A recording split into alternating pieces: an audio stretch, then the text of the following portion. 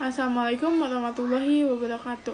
Perkenalkan, kami dari kelompok 9 yang beranggotakan saya sendiri, Hanisa Raihan Maharani dengan NPM 2050646, Suci Sukma Purwandini dengan NPM 2050647, Nur Wulan dengan NPM 2050659, dan Sabila Tiara Fikri dengan NPM 2050677. Di sini kami akan mempresentasikan mengenai perumusan indikator dan penyusunan alat evaluasi. Pengertian indikator. Indikator merupakan penanda pencapaian kompetensi dasar yang ditujukan oleh perubahan perilaku yang diukur untuk mencakup sikap, pengetahuan, dan keterampilan. Menurut Badan Standar Nasional Pendidikan tahun 2006. Tujuan pembelajaran, hasil belajar, dan indikator memiliki makna yang sama. Ketiga istilah tersebut menyatakan rumusan kemampuan yang diharapkan dikuasai siswa setelah mengikuti pembelajaran. Indikator digunakan sebagai dasar untuk menyusun alat penilaian. Menurut Darwin Shah tahun 2005, indikator pembelajaran adalah karakteristik, ciri-ciri, tanda-tanda perbuatan, atau respon yang diberikan oleh siswa untuk menunjukkan bahwa siswa telah memiliki kompetensi dasar tertentu. Jadi, indikator merupakan kompetensi dasar secara spesifik yang dapat dijadikan untuk menilai pencapaian hasil pembelajaran dan juga dijadikan tolak ukur sejauh mana penguasaan siswa terhadap suatu pokok bahasan atau mata pelajaran tertentu. Selanjutnya yaitu prinsip-prinsip perumusan indikator.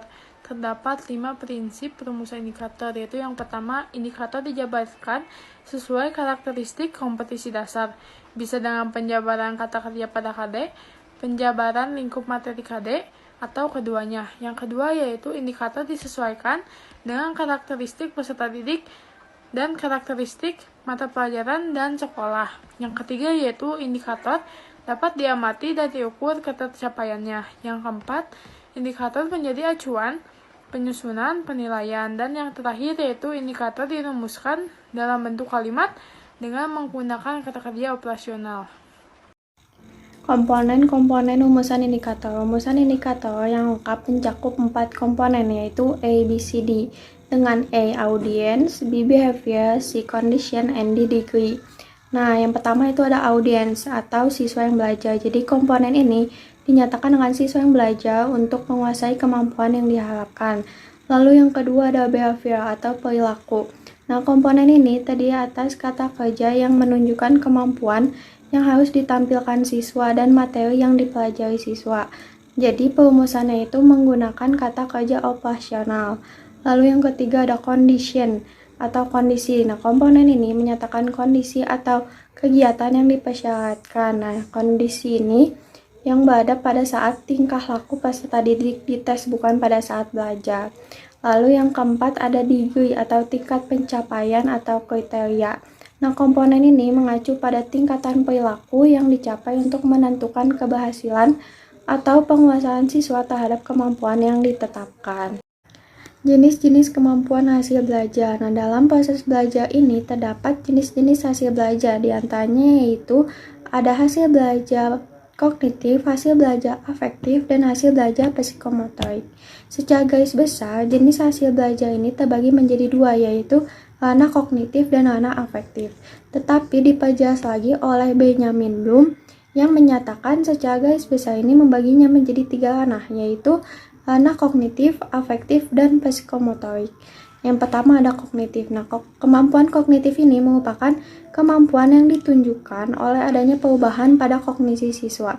Nah, menurut Bloom, domain kognitif ini memiliki 6 tingkatan, yaitu ada mengingat, mengerti, menerapkan, menganalisis, memberikan penilaian, dan membuat sesuatu yang baru. Lalu yang kedua ada afektif. Kemampuan afektif ini mengacu kepada sikap dan nilai yang diharapkan dapat dikuasai siswa setelah mengikuti pembelajaran. Nah, dalam kemampuan afektif ini terdapat 5 tingkatan hasil belajar, yaitu ada menerima, menanggapi, menghargai, mengatur diri, dan menjadikan pola hidup. Lalu yang ketiga ada psikomotorik. Nah, hasil belajar psikomotorik ini terlihat dalam bentuk keterampilan atau skill. dan kemampuan bertindak individu. Tingkatan hasil belajar pada anak psikomotorik ini yang pertama itu ada persepsi, yaitu mengacu pada kemampuan individu menggunakan inderanya, memilih isyarat dan menerjemahkan ke dalam bentuk gerakan. Lalu yang kedua ada kesiapan. Nah, dalam kesiapan ini kita menyiapkan dirinya untuk melakukan suatu gerakan meliputi kesiapan mental, fisik, dan emosional. Lalu yang ketiga ada gerakan terbimbing. Nah, gerakan ini mengacu pada kemampuan individu melakukan gerakan yang sesuai dengan prosedur.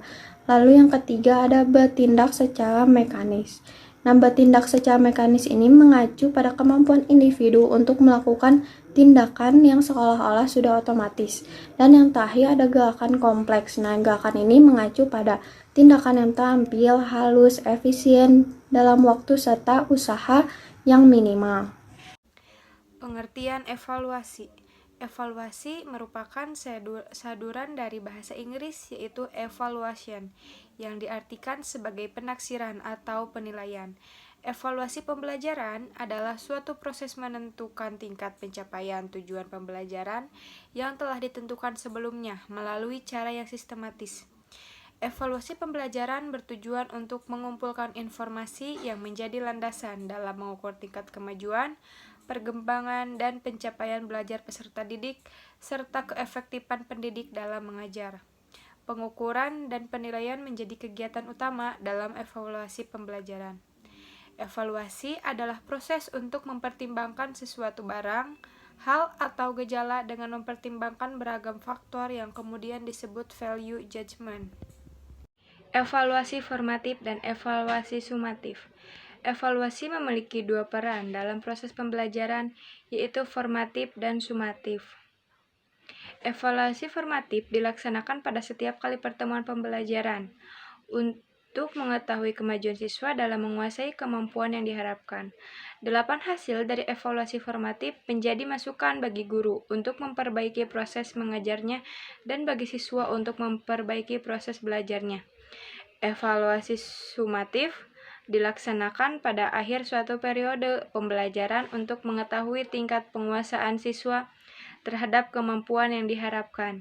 Hasil dari evaluasi sumatif digunakan guru untuk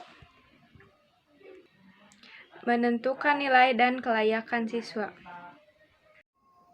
Adapun jenis-jenis alat evaluasi. Yang pertama yaitu jenis alat evaluasi dalam bentuk tes.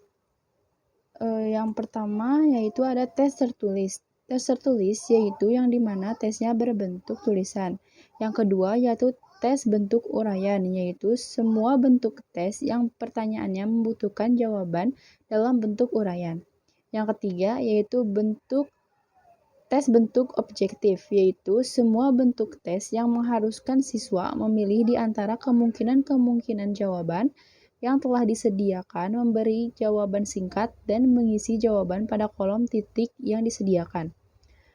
Yang keempat yaitu tes lisan. Tes lisan merupakan alat penilaian yang pelaksanaannya dilakukan dengan mengadakan tanya jawab secara langsung untuk mengetahui kemampuan-kemampuan berupa proses berpikir siswa dalam memecahkan suatu masalah, mempertanggungjawabkan pendapat, penggunaan bahasa, dan penguasaan materi pelajaran. Dan yang kelima yaitu tes perbuatan atau performance test. Tes perbuatan adalah tes yang diberikan dalam bentuk tugas-tugas. Pelaksanaannya dalam bentuk penampilan atau perbuatan atau praktek pengalaman lapangan, praktek lapangan kerja, praktek olahraga, praktek laboratorium, praktek kesenian, dan lain sebagainya. Untuk melaksanakan tes perbuatan diperlukan dua jenis alat, yaitu lembaran kerja. Lalu, adapun kriteria penyusunan alat evaluasi. Yang pertama yaitu validitas. Ada dua unsur penting dalam validitas ini. Yang pertama yaitu validitas menunjukkan suatu derajat. Ada yang sempurna, ada yang sedang, dan ada pula yang rendah. Yang kedua yaitu validitas selalu dihubungkan dengan suatu putusan atau tujuan yang spesifik. Dan yang kedua ada reliabilitas. Reliabilitas suatu tes adalah tingkat atau derajat konsistensi tes yang bersangkutan, reliabilitas berkenaan dengan pertanyaan apakah suatu tes teliti dan tepat dipercaya sesuai dengan kriteria yang telah ditetapkan. Suatu tes dapat dikatakan reliable jika selalu memberikan hasil yang sama bila diteskan pada kelompok yang sama pada waktu atau kesempatan yang berbeda. Yang ketiga yaitu ada objektivitas. Objektif berarti tidak adanya unsur pribadi yang mempengaruhinya. Lawan dari objektif adalah subjektif, artinya terdapat unsur pribadi yang masuk mempengaruhi. Sebuah tes dikatakan memiliki objektivitas apabila dalam melaksanakan tes tidak ada faktor subjektif yang mempengaruhi, terutama dalam sistem scoringnya. Mungkin sekian yang dapat kami sampaikan. Mohon maaf bila terdapat kekurangan dan kesalahan. Wassalamualaikum warahmatullahi wabarakatuh.